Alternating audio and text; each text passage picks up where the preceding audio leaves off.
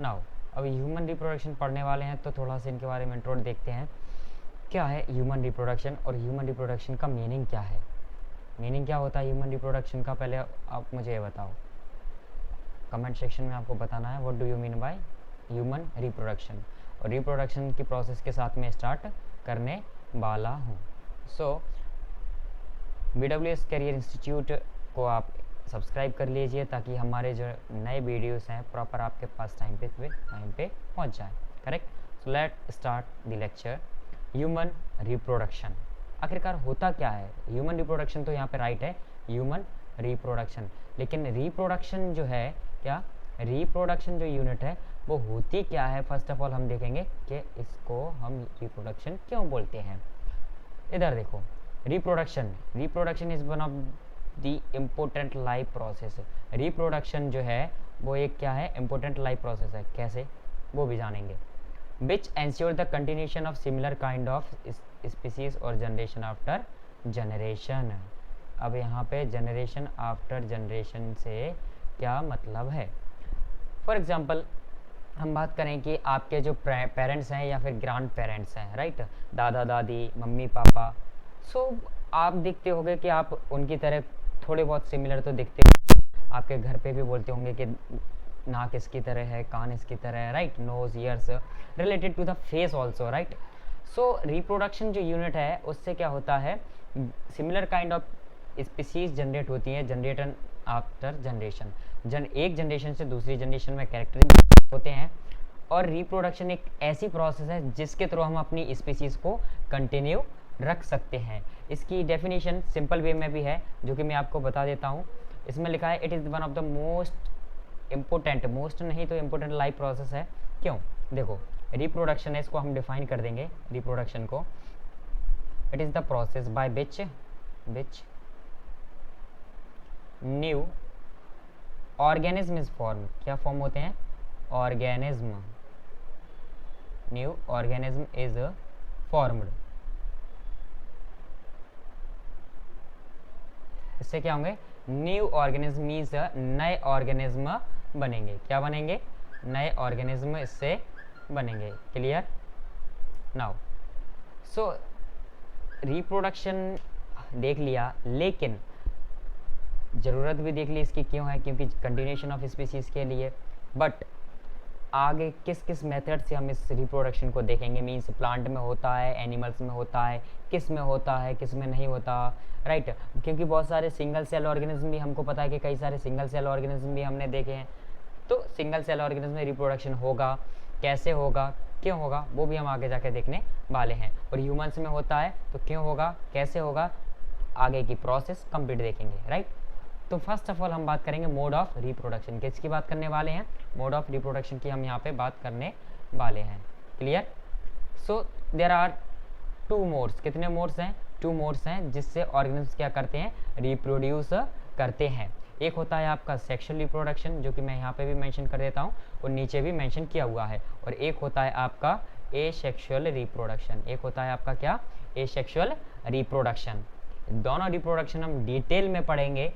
First of all हम बात करेंगे सेक्सुअल रिप्रोडक्शन की।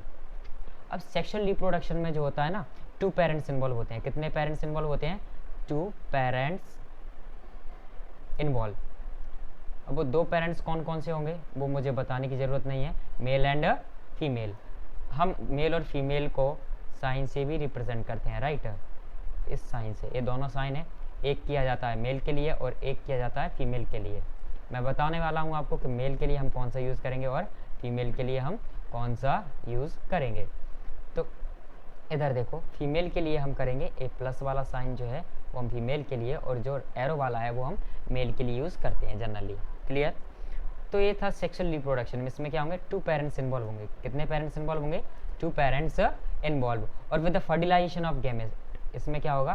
फर्टिलाइजेशन। अब मैंने यहाँ पे लिखा है फर्टिलाइजेशन, इसका मतलब क्या है वो हम आगे आने वाली स्लाइड में, लेकिन उससे पहले हमको पढ़ना पड़ेगा क्या? सेक्सुअल रिप्रोडक्शन में मेल के पार्ट्स और फीमेल के पार्ट्स। तो चलिए आगे बढ़ते हैं और ह्यूमन रिप्रोडक्शन के मेल रिप्रोडक्टिव पार्ट्स के नाम को जानते हैं और उनको आगे हम पढ़ते हैं। ठीक है, और पढ़ने से पहले एक बात क्लियर कर दूं कि मेल रिप्रोडक्टिव पार्ट्स जो हैं इनमें दो होते हैं, एक होता है प्राइमरी, एक होते हैं सेकेंडरी।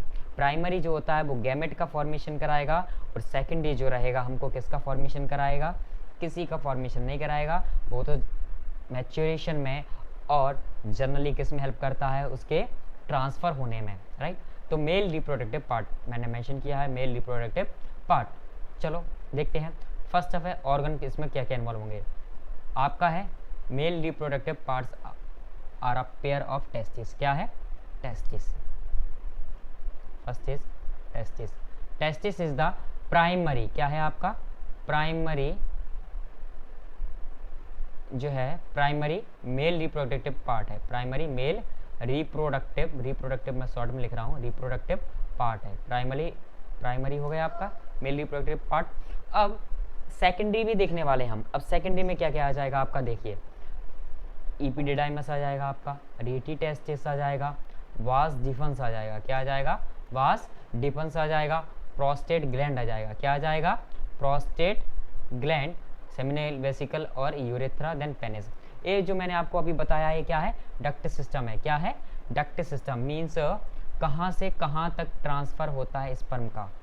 क्लियर और नॉट, क्लियर है सभी को, नाउ गुड, क्लियर है तो अच्छा है, और नहीं है तो भी मैं आपको बताने वाला हूँ। अब प्राइमरी क्यों है, क्योंकि टेस्टिस जो है वो आउटसाइड होता है, मेल बॉडी के आउटसाइड मीन्स बाहर की तरफ लोकेटेड होती हैं, राइट। और कैसी होती हैं, ओवल शेप की होती हैं। कैसी होती हैं, Oval in shaped.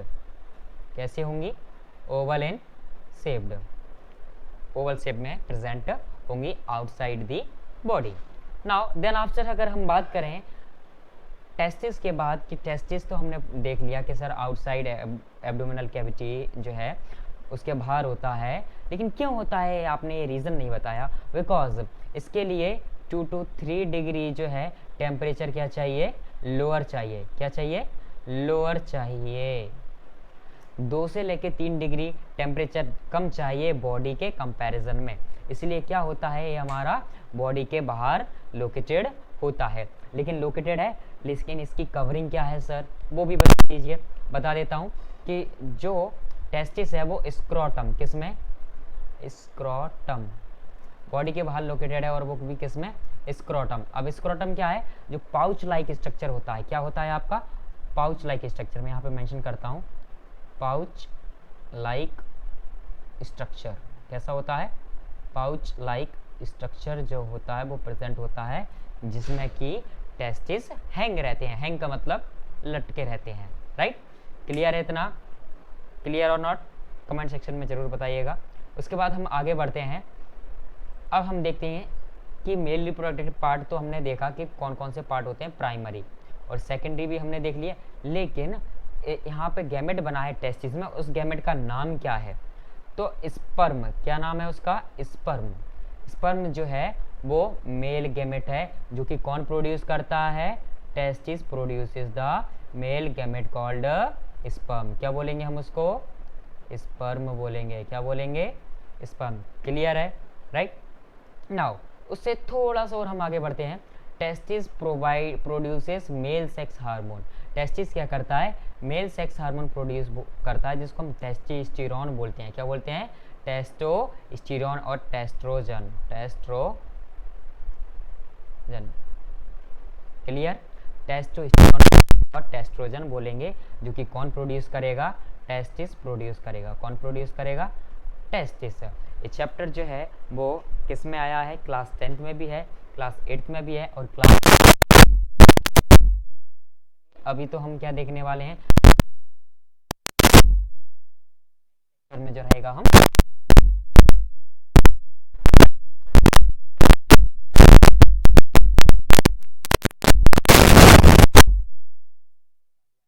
Sperm.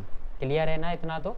Now next slide में हम आगे बढ़ते हैं, नेक्स्ट स्लाइड की ओर, जिसमें मैं आपको सिर्फ क्या करूँगा, डायग्राम ही एक्सप्लेन करने वाला हूँ।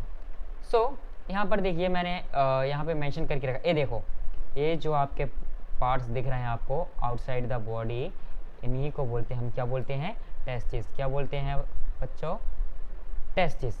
नाउ अब बेटा ध्यान देखना, यूरेटर क्या है यहाँ पे, यूरेटर।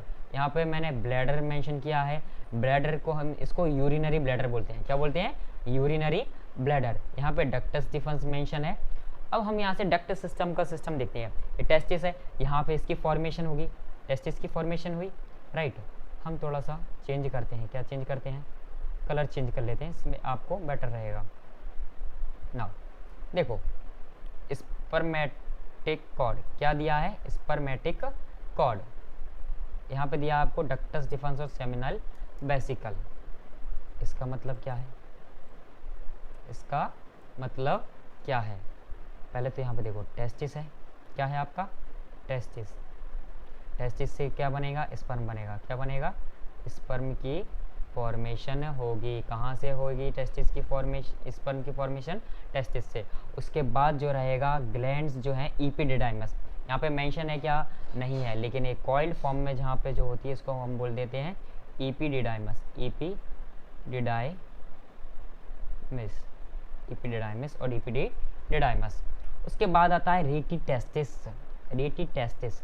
डक्टस डिफरेंस को हम वास डिफरेंस भी बोलते हैं। क्या बोलते हैं, वास डिफरेंस भी हम बोलते हैं, किसको, डक्टस डिफरेंस को। और प्रोस्टेट ग्लैंड, ये क्या है, प्रोस्टेट ग्लैंड, जो कि आपका डक्टस डिफरेंस के ठीक बाद जाता है। प्रोस्टेट ग्लैंड में स्पर्म, और प्रोस्टेट ग्लैंड से जो स्पर्म होते हैं वो जाते हैं हमारे सेमाइनल वेसिकल। कहाँ पे जाएंगे, सेमाइनल वेसिकल आपको दिख रहा होगा, ये दिख रहा है यहाँ पे, इसको बोलते हैं हम सेमाइनल वेसिकल। और उसके बाद हम बात करेंगे, ये आता ए यूरिनरी ब्लैडर। इसमें क्या होता है, यूरिनरी है, क्या है, ए यूरिनरी ब्लैडर है। इसमें क्या होता है, यूरिन स्टोर्ड होता है। क्या होता है, यूरिन स्टोर्ड होता है इस पार्ट में। क्लियर, क्या स्टोर्ड होगा, यूरिन। यूरेटर, ये क्या है, यूरेटर। मैंने आपको यूरेथ्रा बताया था, क्या बताया था, यूरेथ्रा। ये रहा, देखो इधर इपिडिडाइमस मेंशन भी किया था मैंने और राइट भी कर दिया है। सो यूरेथ्रा में यहाँ पे आके क्या हो जाएगा, ये जो है यहाँ पे यूरेथ्रा में आके, यूरेथ्रा, राइट, यूरेथ्रा में यहाँ पे आके क्या हो जाएगा, स्टोर्ड हो जाएगा। और स्टोर्ड होने के बाद पेनिस के थ्रू, ये क्या है, पेनिस है, क्या है, पेनिस, इसके थ्रू क्या हो जाता है, रिमूव आउट हो जाता है। क्लियर है सभी को, एवरीवन, क्लियर और नॉट। इतना आज की वीडियो में सिर्फ इतना ही।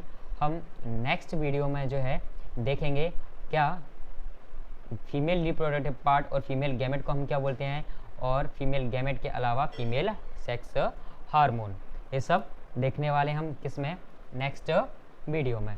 सो इस वीडियो को क्या करना है आपको, अपने दोस्तों के साथ, अपने फ्रेंड्स के साथ क्या करना है, शेयर करना है। और चैनल को क्या करना है आपको, सब्सक्राइब करके रख लेना है। सब्सक्राइब नहीं करोगे जब तक हमारे वीडियो आप तक नहीं पहुंचेंगे। और इस वीडियो को देखने के लिए थैंक यू, लाइक करना मत भूलिएगा। ओके नाउ, सो आज की वीडियो में इतना ही, हम मिलते हैं नेक्स्ट वीडियो में। Thank you.